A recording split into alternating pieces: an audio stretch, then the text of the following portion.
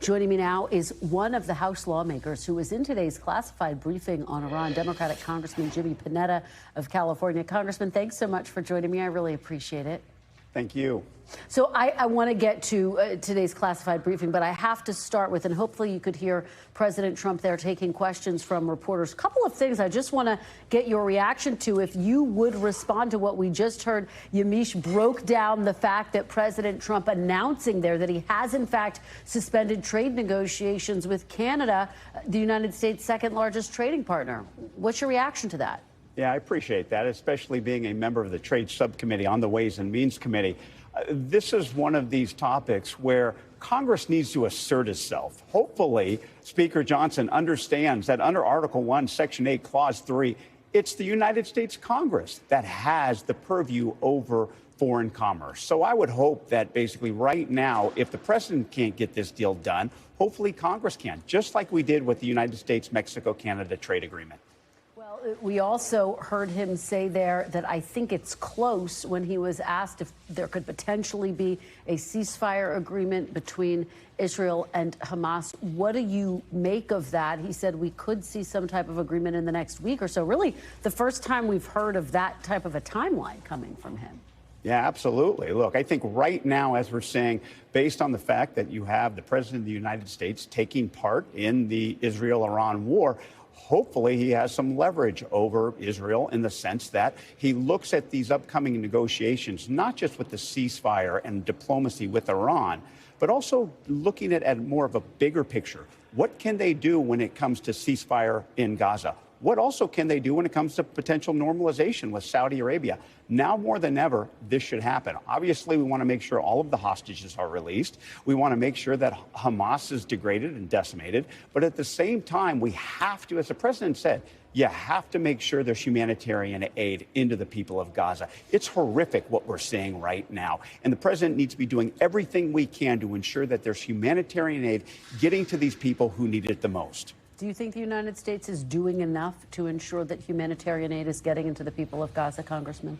Look, what I've seen since October 7th of 2023 is the United States has been right there supporting our democratic partner Israel, but at the same time, we're keeping Israel at the table and ensuring that they live up to our democratic values. That's also making sure that the people of Gaza have the proper humanitarian aid and that this war that's being conducted in a way in which basically civilians, are basically looked at as somebody that we have to care for, have to watch out for this. And unfortunately, what we've seen is that although we've decimated, Israel has done decimated Hamas, they have to basically carry out this conflict in a way that takes into consideration the civilians. Obviously, they can be doing a better job. We understand that. But the fact is that the United States is right there making sure they abide by our democratic values, and we need to continue to do it. That's why when it comes to a potential diplomacy with Iran, you have to take into account what's going on in Gaza, and hopefully there's a ceasefire. But first and foremost, that means releasing the hostages as well. Absolutely. We know that there's been so much focus on that. Let me turn now to the classified briefing that you attended today. Based on the briefing that you got, Congressman, do you believe that the U.S. strikes obliterated, those, of course, that's President Trump's word, obliterated Iran's nuclear program? Or do you think it simply delayed it? Yeah, look, I think we need to, stop worrying about the adjectives that are being used and start focusing on what actually happened, but more importantly, what we need to do from here. Look, the briefing today, as much as I can say, really focused more on the mission rather than the objective. It focused on the past rather than what we need to be doing to go forward and ensure proper diplomatic efforts.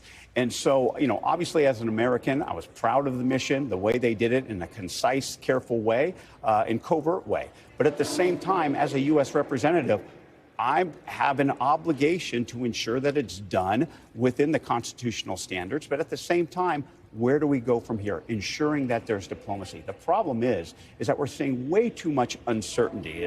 This vortex that we've been living in of uncertainty with this administration is carrying over in the way they've carried out this raid and the way they're carrying out the potential diplomatic negotiations that need to happen.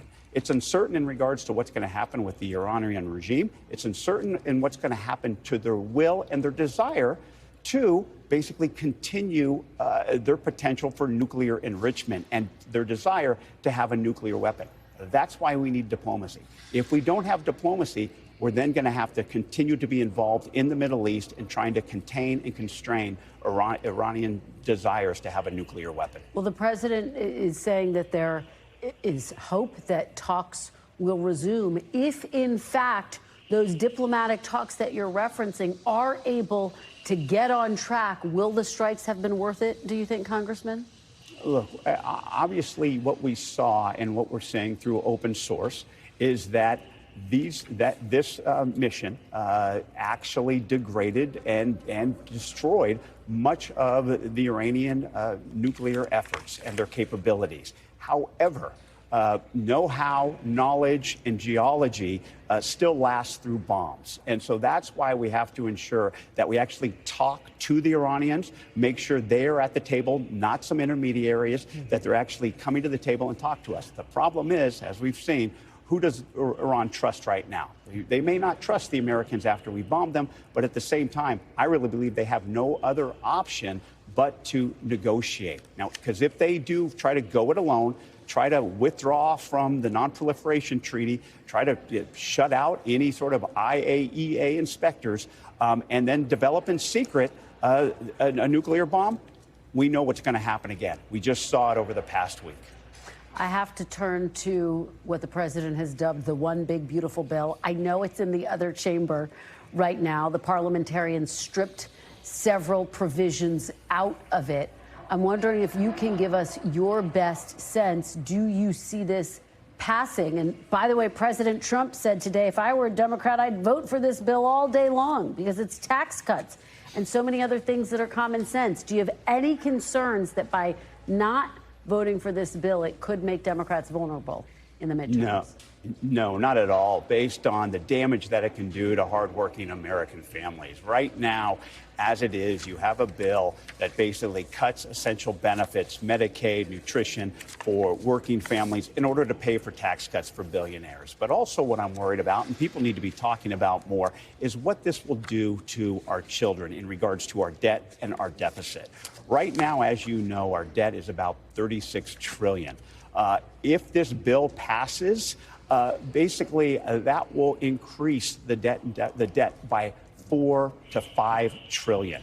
What's worse is that the interest we're paying on the current debt is more than we pay for Medicaid, Medicare, and defense. The only thing that we pay more to is Social Security. Basically, we need to do everything we can to show that, one, this bill is going to hurt working families. Two, it's going to hurt our sons and daughters in the future because of the debt that is going to incur if it passes. All right. Well, we'll see how it all plays out this weekend. Congressman, thank you so much. We really appreciate it. Thank you. We thank you for watching. And remember, stay updated on breaking news and top stories on the NBC News app or watch live on our YouTube channel.